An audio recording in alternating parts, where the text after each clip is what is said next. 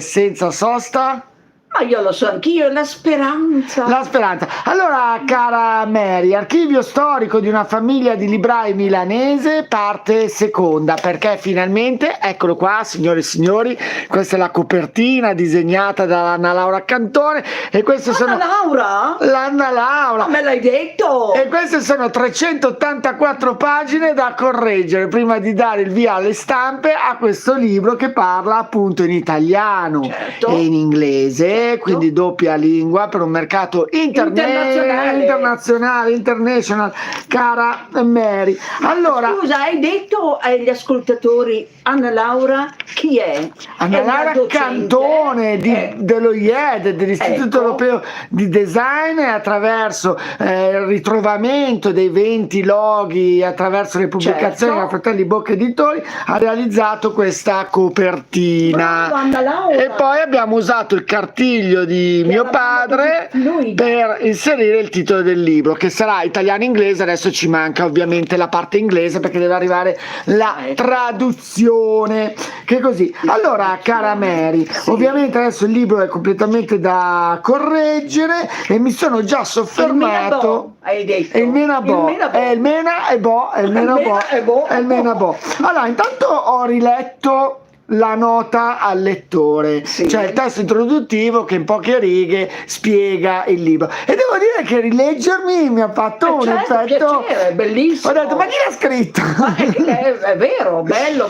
No, devo dire molto bello. E poi c'è questa prima frase che, ma sai che sono accecato? Allora, l'approssimarsi dei miei 50 anni, di cui più della metà trascorsi quotidianamente nella libreria Bocca, mi ha spinto con la comparsa della pandemia a rendere un doveroso, concreto omaggio alla storia di questa secolare azienda. Vedi che la pandemia non ha solo aspetti negativi, una storia che ha la sua lontana origine ad Asti, nella prima metà del Settecento, con uno dei presunti fondatori, Antonio II Bocca. Mancano le fonti intermedie, essa riprende le file della vicenda dell'albero genealogico dalla fine di quel secolo, quindi nel Settecento, con il terzogenito di una famiglia di editori librai, Giuseppe Bocca Senior, nato il 12 aprile del 1789. Hai giocato lì anche all'otto, questi numeri mi portano buono.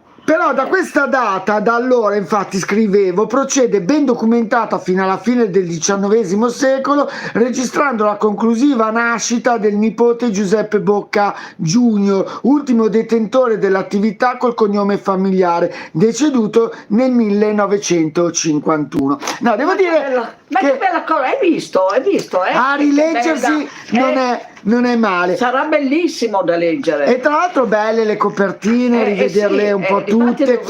Poi l'altra cosa su cui mi sono soffermato oggi, perché poi domani viene mio padre a prendere il Menabo e portarla a casa dove lo corregge mio padre e mia madre per poi fare una lettura più approfondita, sono i famosi ringraziamenti. E devo dire che vedi, rileggersi cosa vuol dire? Sono passato ormai un anno e mezzo da quando io ho scritto questi testi, poi c'è tutto l'impaginato, l'arrivo dei nuovi libri, mettere uno piuttosto che un altro, la scelta di che cosa pubblicare.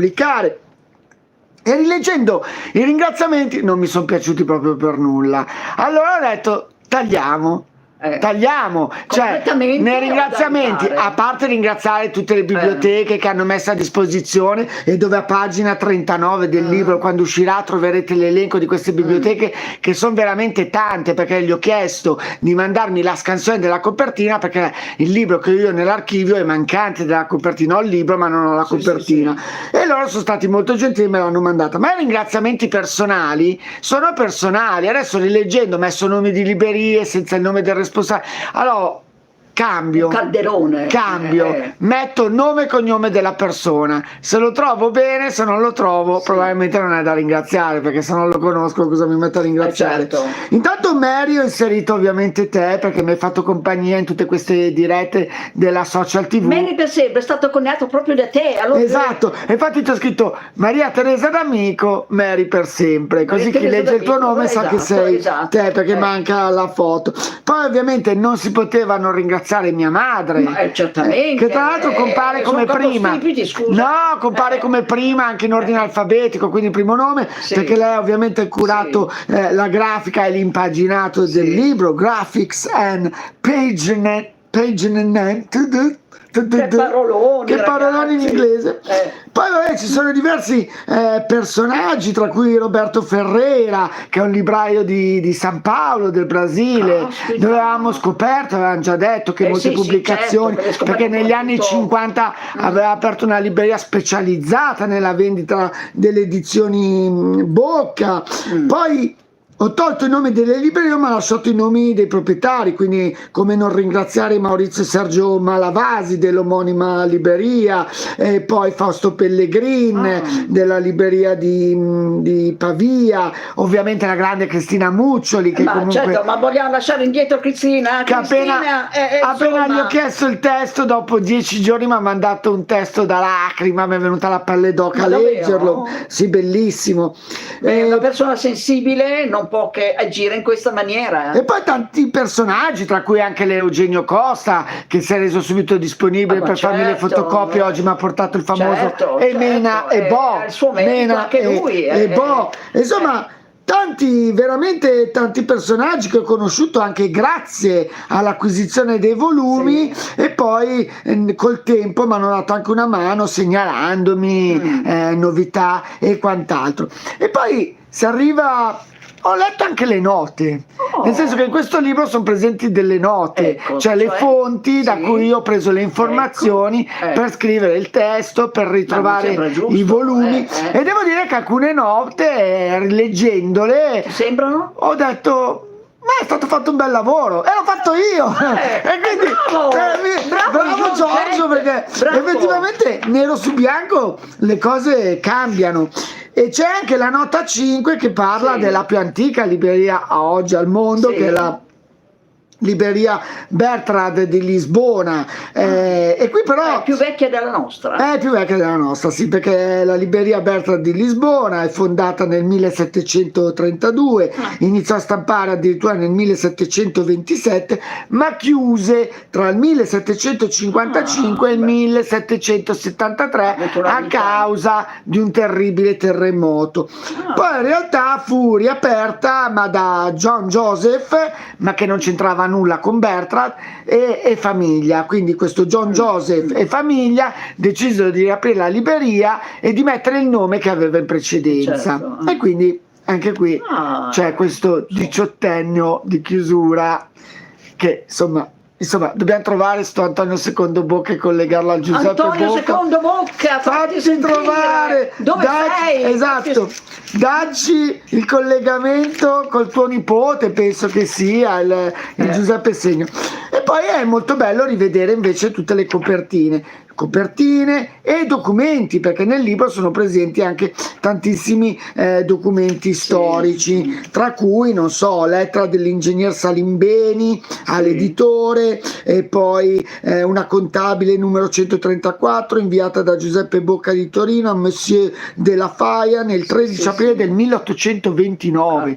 Mamma mia, ragazzi, una vita intera, una vita intera, tante vite intere. Lettera all'ingegnere Salimbeni ce ne sono tanti, contro l'ingegnere Salimbeni ce ne sono tanti, e poi c'è una quietanza di pagamento della società del Casino di Modena a Torino 1 marzo 1862. Ma proprio una cosa storica, che più storica di così. Ma veramente. E poi c'è una pubblicità presente sul manuale del circondario di Treviglio 1864, e dicevano: fratelli Bocca, librai di Sua Maestà, via Carlo Alberto numero 3, libreria moderna italiana e francese, commissione per la Francia, Inghilterra e Germania, libreria antica. A Carlo Alberto 23? Cos'era? Via Carlo Alberto numero 3, a Torino. A Torino. Ma ci Che sono il Torinese veramente... ce l'hanno su con noi, perché dicono ci avete portato via tutto, anche la libreria Bocca che era nata ad Asti. Ecco, adesso insomma. Chi ce l'ha con noi? Chi ce l'ha con noi? E poi ci sono cartoline postali di Monsieur Ah, Deck aderente, sì. datate 24 marzo 1881, e poi sempre Salimbeni negli anni 60 dell'Ottocento. Insomma, è una Insomma, cosa... il Salimbeni aveva un carteggio pazzesco coi Bocca, e poi altre cartoline del 1881, e poi ci sono ovviamente i documenti senza data, cioè Senza 18 data. giugno non si sa di quale anno, però poi non è difficile da ricostruire. Beh, più o E meno, poi c'è il famoso elenco degli sì. autori Bocca, e Sì. qui sono veramente tanti. Ecco, appunto, lì E sono... poi da pagina 352 comincerà invece l'elenco delle pubblicazioni. Aprite bene le orecchie a tutti coloro che in questi anni hanno pubblicato come Libreria Bocca, Bocca Editori. Dal 1981 abbiamo inserito tutte le pubblicazioni fatte durante la nostra gestione, quindi a partire da mio padre e poi mia, quindi tantissimi cataloghi di mostre fatte qua in libreria, di mostre fatte fuori, e parliamo di qualcosa come, alla fine ho voluto mettere il numero così, Sì. anche se uno non se le vuole leggere tutte, Sì. ha l'idea della produzione, fino all'ultimo libro edito a dicembre del Sì. 2022, Sì. che è quello lì, Emilio Palaz, Le ragazze della porta accanto. Parliamo di qualcosa come 342 pubblicazioni. Cioè, editi da Bocca? Da noi, dalla famiglia Lodetti, come Bocca, certo, Edito, come... edito. Quindi, non so, c'è Giavarini, c'è Elena Monaco, Licio Passon, Antonio Pizzolante, Agenda degli Artisti, Ma Italo scusa, Mazzei, allora non so perché io i miei Archetipi. libri non li ho editi. Con Non ho noi tu fatto- non ci sei, la non lo so, Donatella Ribezzo, ma io- al caro Giorgio Gaber. Insomma, veramente, questo libro, una volta che verrà pubblicato, cara Mary, sarà veramente un tributo a tutte le persone che in questi Da 40 stimarsi, anni da stimarsi. hanno affiancato l'attività della nostra famiglia, e precedentemente i nostri avi, e quindi Bocca, la famosa famiglia Bocca, ha creato e ha portato fino ad oggi questa libreria. Che bello, Direi ragazzi, che con questa puntata abbiamo dato ulteriori informazioni Anticipazioni. a questo libro che arriverà, che uscirà, Secondo te questa quando poi strenna. potrà uscire? Ma allora i tempi sono i seguenti. Sì. Secondo me ci vorrà un mesetto per terminare le correzioni, avere un mesetto e mezzo. Verso Diciamo che l'estate. potremmo, ma che verso l'estate? Siamo a fine febbraio, secondo me coi primi di marzo ho, diciamo, l'impaginato corretto e pronto per essere stampato, e poi è il tempo della stampa. Secondo me tra marzo e aprile questo libro è in vendita. E dobbiamo metterci in coda per prendere ognuno Adesso la propria poi coppia. a marzo-aprile andremo a rivedere questa registrazione e capiremo se siamo stati nei tempi. Senza correre, tra marzo-aprile, diciamo quei primi di aprile, potremmo avere archivio storico di una famiglia di librai milanesi in vendita. Ragazzi, evviva! Evviva! Un tripudio di applauso a Giorgetto. Salutiamo tutti, e anche oggi abbiamo fatto la nostra diretta. Mamma 40 di 40 no, sbattite sì, sbattite già, ma mi sono de quei che parla no! Ale, Una a tutti buona voi. giornata a tutti, ciao! Ciao!